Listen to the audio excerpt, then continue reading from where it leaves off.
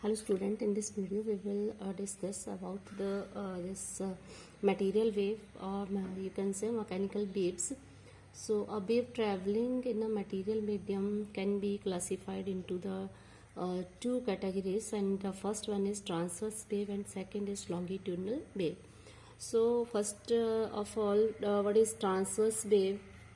A wave in which the particle of medium vibrate perpendicular to the direction of the propagation of the wave.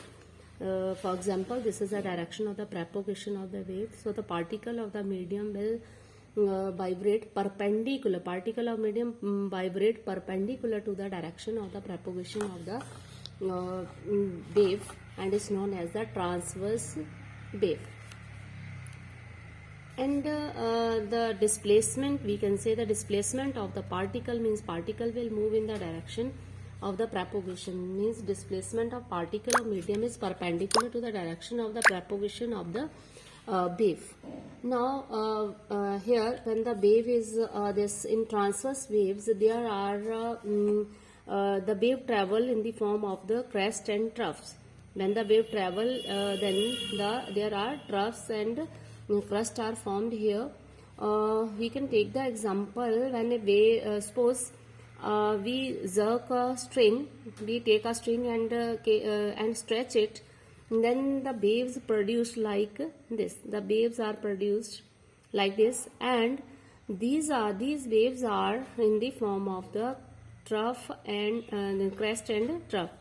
Now crest is the highest point in the region of the elevation of the medium in which the wave travel is called as crest, means the maximum height is the maximum height is called as the crest, and the maximum depth is called as the trough.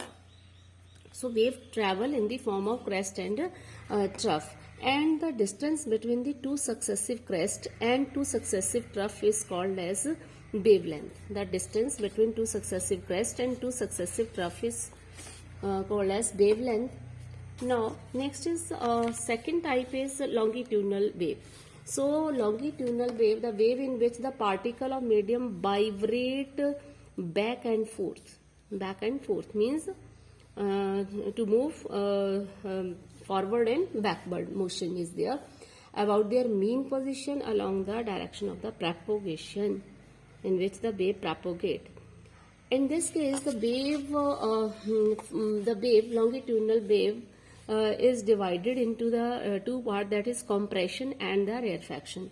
Compression, what is the compression? Compression is the region where the particle of the medium are very close to each other. You can see here we have take a spring, and here the curl of the spring are very close to each other, and in case of rarefaction, these curls are at a distance from each other.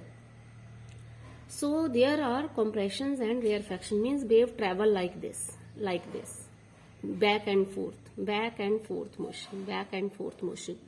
So we can say the longitudinal wave is the density of this longitudinal, the density of the medium, or you can say pressure at the position of the rarefaction is low. Here is the density is low, and at the place of the compression the density is high, or pressure is low. So another point here, in case of longitudinal wave, there is no change in the density. There is no change in the density of the medium. But in case there is a change in the density is higher in the compression, and the density in the rarefaction is low. Now we can polarize these waves.